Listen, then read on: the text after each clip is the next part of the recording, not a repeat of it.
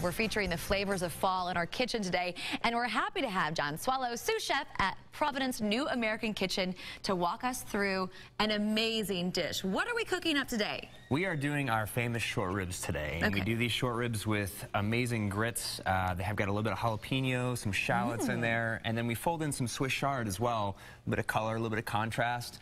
We top it off with some roasted root vegetables and then also some pickled onions. So it's got really great hints of everything in there. It's got some tang, it's got some savoriness, and then we finish it off with our veal stock that we make from scratch, obviously, there at the restaurant. So it sounds delicious. Okay, now this dish is actually not easy to prepare. For those folks at home, how can they do it? You know, it's an extensive process and a long process. Sure is. Okay, let's talk about this. So what we usually do at the restaurant is we'll go through and we'll marinate this in bully porter, a little bit of carrots, celery, onions, and we'll marinate it for about 8 to 10 hours.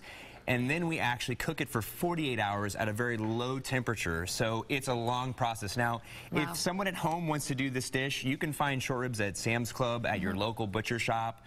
You should be able to find boneless short ribs if you'd like them. And then basically what you're going to do is you're going to sear them off after you've salt and peppered them and braise them in some beef broth.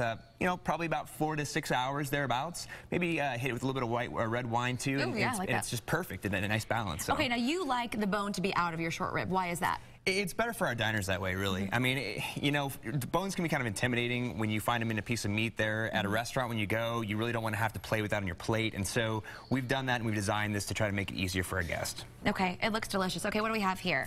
So right here what we have is veal stock, and this is our homemade stock that we use at the restaurant. And basically we have our homemade grits here as well. We fold a little bit of chard into these grits. We cook the chard through, and then we'll plate it up on the plate here. And what I've done over here is just basically take some of the grits, some broccoli, which is another vegetable that we put on the plate itself, with some chard.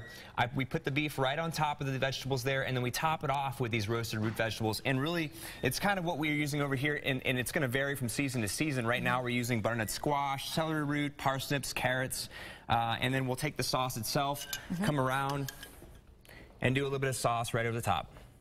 Delicious. Now, what is the key to making great grits that taste like something you'd find at your restaurant? Well, I tell you what, I consider grits to be my specialty because that's the first thing that I cooked as a kid. And so really what it is you got to get your milk and your stock nice and hot, starting to simmer, and that's when you'll start to stir in and whisk in your grits. And you want to let that corn get nice and soft. So if the bigger the size of the corn, the longer you want it to cook. But the trick is to make sure they're nice and creamy when they're done. You don't want that crunchiness. So. No crunchy. That's right. Let's bring Michael in to try out your perfect grits. Yes. Are you ready to dig in? Do you want to go over? You want to bring that dish over here? This was the first thing you learned to make from Grandma. Are these grits going to make Grandma proud? The grits will make Grandma. Let me put a little bit of onion on top there, just so you have that contrast.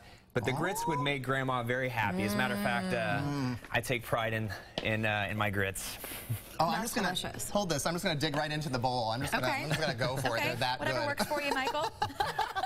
And this short rib, again, it pairs really well with everything. It pairs excellent with everything. And you know, if you're looking for some wine too to go with the short ribs, I recommend either a Cab or you know, a nice Shiraz would be really good with it as well. So usually I enjoy red wines with beef, but so that would be a good way to go with that. And did you say this was boneless? It is boneless. So nice. We can just dig right in right after the... Exactly. That's the idea. We want to go no hassle for you. No hassle, just pure enjoyment. Sit and enjoy our food, which is what we do on the show. Exactly. So thank you for helping us do that. We appreciate you coming on the show. You're very welcome. It's been a lot of fun. We're going to make short work of those short ribs.